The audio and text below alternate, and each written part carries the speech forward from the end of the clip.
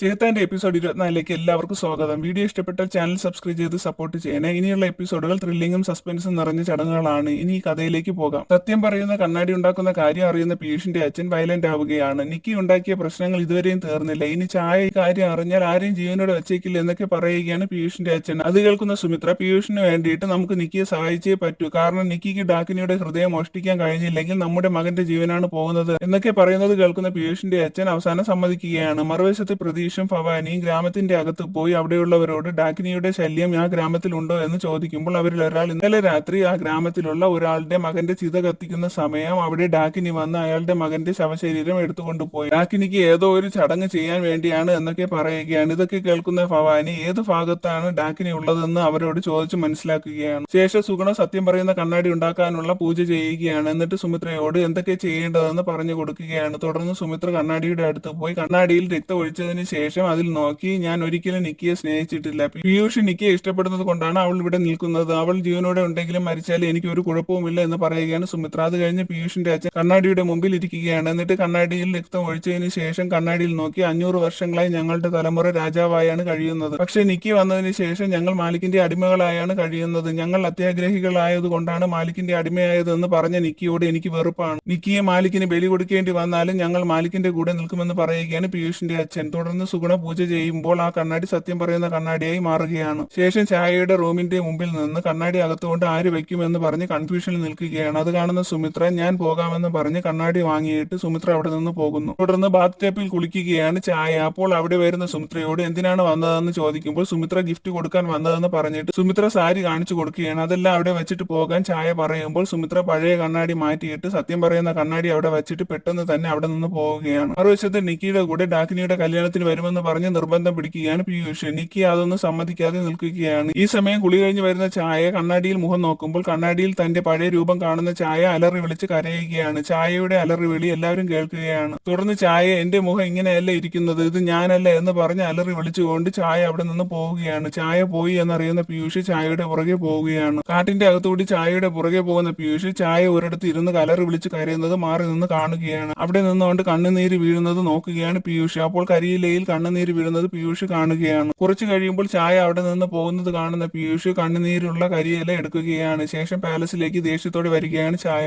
ചായ വരുന്നത് കണ്ട് എല്ലാവരും ചായയെ തന്നെ നോക്കുന്നത് കാണുന്ന ചായ ദേഷ്യത്തോടെ, ഇതുവരെയും നിങ്ങൾ ആരും സുന്ദരിയെ കണ്ടിട്ടില്ലേ, എനിക്ക് എന്താ ഡാക്കിനിയുടെ കല്യാണത്തിന് പോകാത്തതെന്ന് ചോദിക്കുമ്പോൾ നിക്കി ചായ വരാൻ വേണ്ടി കാത്തു നിന്നതാണെന്ന് പറഞ്ഞിട്ട് സുഗുണയുടെ കൂടെ നിക്കി അവിടെ നിന്ന് പോകുന്നത് കാണുന്ന എല്ലാവരും അവിടെ നിന്ന് പോകുന്നു. ശേഷം പീയൂഷ് പോകാൻ റെഡിയായി നിൽക്കുന്ന നിക്കിയുടെ അടുത്ത് പോയി ചായയുടെ കണ്ണുനീര് നിക്കിയുടെ കയ്യിൽ കൊടുക്കുകയാണ്. എന്നിട്ട് നിക്കിക്ക് ധൈര്യത്തോടെ എല്ലാം നേരിടണമെന്ന് പറഞ്ഞു കൊടുക്കുകയാണ് പീയൂഷ്. ശേഷം നിക്കി പോകുന്നതിന് മുമ്പ് പോകാൻ വേണ്ടി പീയൂഷ് ബൈക്ക് സ്റ്റാർട്ട് ചെയ്യുമ്പോൾ ചായ തന്റെ ശക്തി പ്രയോഗിച്ച് പീയൂഷിനെ പോകാതെ തടയുകയാണ്. എന്നിട്ട് എന്റെ കണ്ണ് വെട്ടിച്ച് പോകാമെന്ന് വിചാരിച്ചു എന്ന് പീയൂഷിനോട് ചോദിക്കുകയാണ് ചായ. മറുവശത്ത് ഡാക്കിനിയുടെ കല്യാണത്തിന് പോകാൻ വേണ്ടി റെഡിയായി വരികയാണ് നിക്കി. നിക്കിയോട് സുമിത്ര എന്ത് ചെയ്തിട്ടാണെങ്കിലും ജയിച്ചിട്ടേ വരാവൂ എന്ന് പറയുകയാണ് സുമിത്ര. അത് കേൾക്കുന്ന നിക്കി എനിക്ക് ജീവനുള്ളത് വരെ പീയൂഷിന് ഒരു ആപത്തും വരാൻ ഞാൻ സമ്മതിക്കില്ല എന്ന് പറയുകയാണ് നിക്കി. ശേഷം രാത്രി കാട്ടിലൂടെ ജീപ്പിൽ പോവുകയാണ് ഭവാനിയും പ്രതീഷും നിക്കിയും. തുടർന്ന് ഒരു സ്ഥലത്ത് ജീപ്പ് നിർത്തിയിട്ട് നിക്കിയോട് ഭവാനി നമുക്ക് ഇവിടെ വരെ വരാൻ കഴിയുകയുള്ളൂ, ഈ അതിർത്തിക്ക് അപ്പുറം ഡാക്കിനിയുടെ ലോകമാണ്, അവിടെ പോയാൽ നിങ്ങൾക്ക് ഡാക്കിനിയെ കാണാമെന്ന് പറയുകയാണ് ഭവാനി. അപ്പോൾ പ്രതീഷ് നിക്കിയോട് ഐ ഹേറ്റ് യു നിക്കി, പീയൂഷിന്റെ സന്തോഷത്തിന് വേണ്ടി നീ ഒരു കുഴപ്പവുമില്ലാതെ തിരിച്ചു വരാൻ ഞാൻ പ്രാർത്ഥിക്കാമെന്ന് പറഞ്ഞിട്ട് പീയൂഷും ഭവാനിയും അവിടെ നിന്ന് പോകുന്നു. തുടർന്ന് നിക്കി പേടിച്ച് അതിർത്തി കടന്ന് അപ്പുറത്തേക്ക് പോവുകയാണ്. മറുവശത്ത് പീയൂഷിനെ പാലസിലൊന്നും കാണാത്തത് കൊണ്ട് പീയൂഷ് നിക്കിയുടെ കൂടെ പോയി കാണുമെന്ന് പറഞ്ഞ് എല്ലാവരും ടെൻഷൻ അടിച്ച് നിൽക്കുകയാണ്. ഈ സമയം പേടിച്ച് നിക്കി കാട്ടിന്റെ അകത്തൂടി നടക്കുകയാണ്. നിക്കി നടക്കുമ്പോൾ ഓരോ സൗണ്ടുകളും നിഴലുകളും കണ്ട് പേടിക്കുകയാണ് നിക്കി. മറുവശത്ത് ചായയുടെ റൂമിൽ ചായ പീയൂഷിനെ കെട്ടിയിട്ടിരിക്കുകയാണ്. എന്നിട്ട് എവിടെ പോകാനായിരുന്നു ഉദ്ദേശം, നിങ്ങൾ എന്തെങ്കിലും ഗെയിം ഞാനറിയാതെ കളിക്കുകയാണോ, മാലിക്കിനെ തോൽപ്പിക്കാൻ നോക്കുകയാണോ എന്നൊക്കെ ചോദിക്കുകയാണ് ചായ.